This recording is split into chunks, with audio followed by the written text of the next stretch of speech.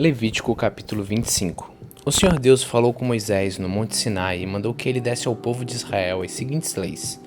Quando vocês entrarem na terra que o Senhor vai lhes dar, deixem que de 7 em 7 anos a terra descanse em honra do Senhor.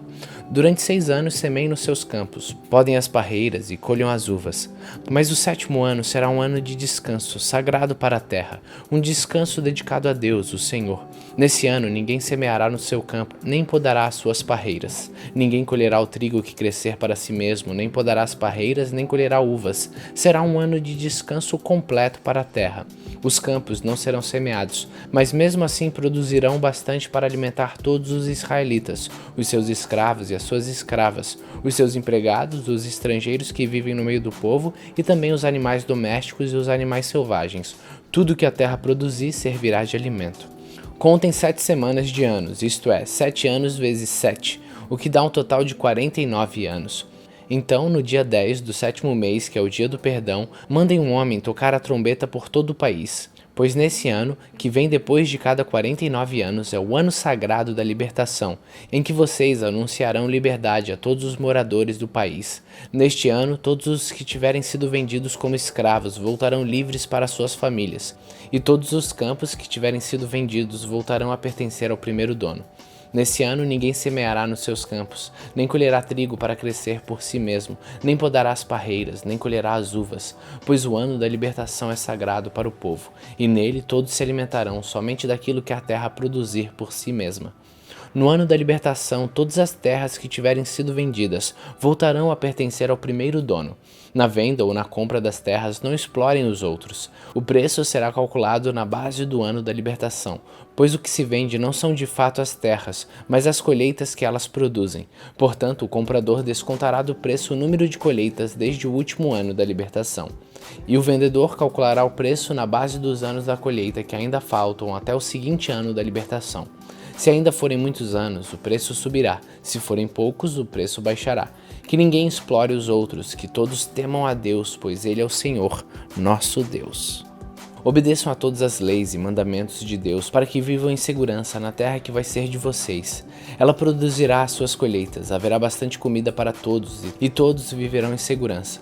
Mas alguém é capaz de perguntar como é que haverá comida durante o 7º ano, quando ninguém vai semear nem fazer a colheita?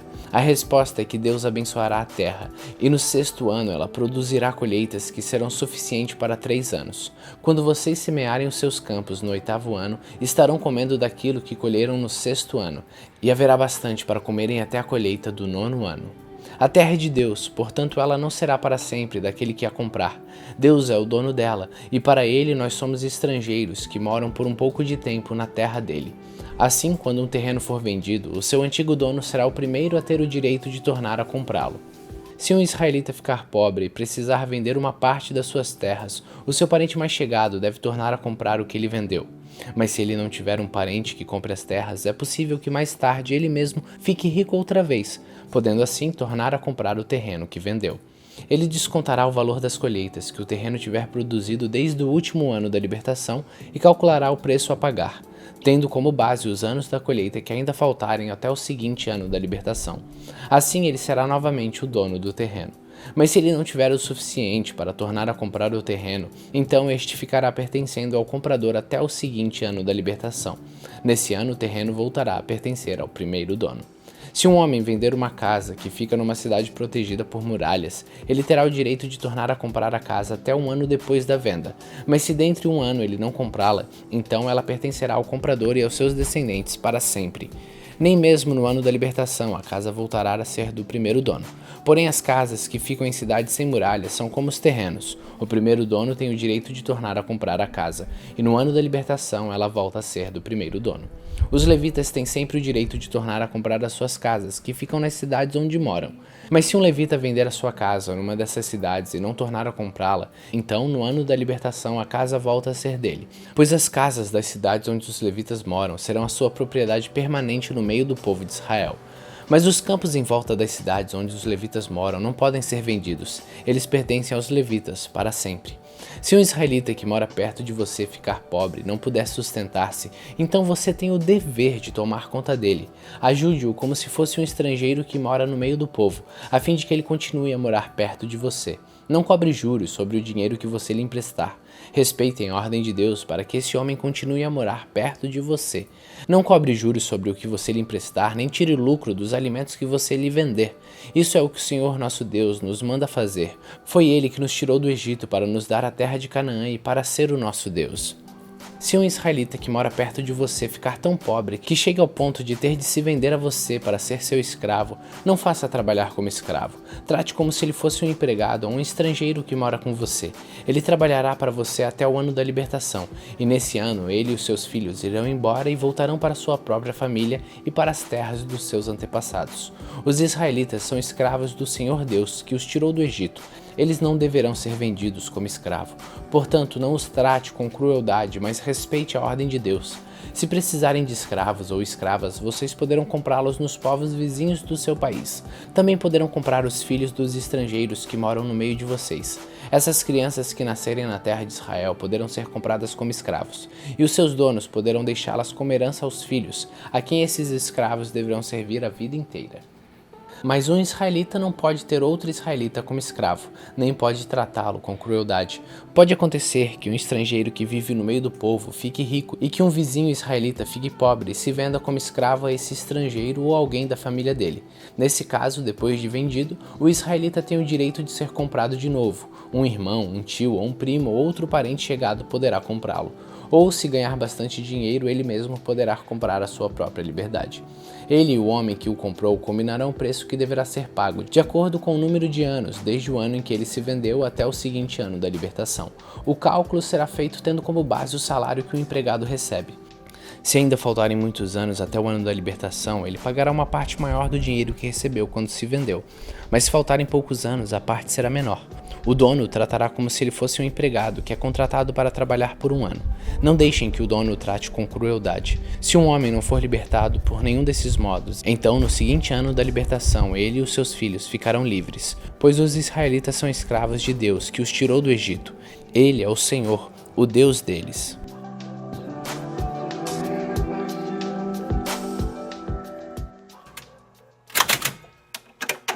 Salmos capítulo 59. Ó meu Deus, livra-me dos meus inimigos, protege-me daqueles que me atacam, salva-me dos homens maus e livra-me desses assassinos.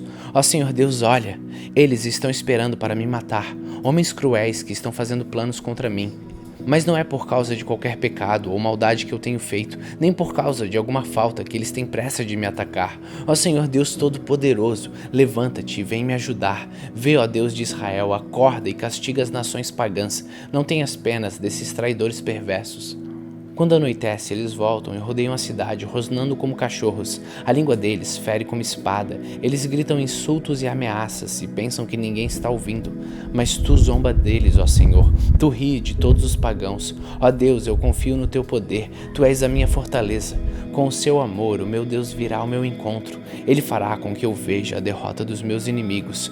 Ó Deus, não acabe de uma vez com os meus inimigos, para que o meu povo não esqueça da maldade deles. Ó Senhor, nosso escudo espalha-os com teu poder e derrota-os.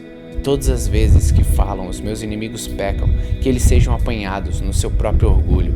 Eles amaldiçoam e mentem. Por isso, peço que os destrua quando tiveres irados e que sejam destruídos completamente. Aí todos saberão que Deus governa em Israel e que o seu reino se estende pelo mundo inteiro. De noite, os meus inimigos voltam e rodeiam a cidade, rosnando como cachorros. Eles andam pela cidade como cachorros, procurando o que comer, e uivam se não encontram comida que chegue. Porém, eu cantarei a respeito do teu poder. De manhã louvarei bem alto o teu amor, pois tu tens sido uma fortaleza para mim, um refúgio nos meus dias de aflição. Eu te louvarei, ó Senhor, meu defensor. Tu és a minha fortaleza, tu és o Deus que me ama.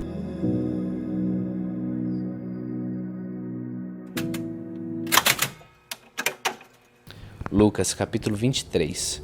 Em seguida o grupo todo se levantou e levou Jesus para Pilatos. Lá começaram a acusá-lo, dizendo: Pegamos este homem tentando fazer o nosso povo se revoltar, dizendo a eles que não pagassem impostos ao imperador e afirmando que ele é o Messias, um rei. Aí Pilatos perguntou a Jesus: Você é o rei dos judeus? Jesus respondeu: Quem está dizendo isso é o Senhor. Então Pilatos disse ao chefe dos sacerdotes e à multidão: Não encontro nenhum motivo para condenar esse homem.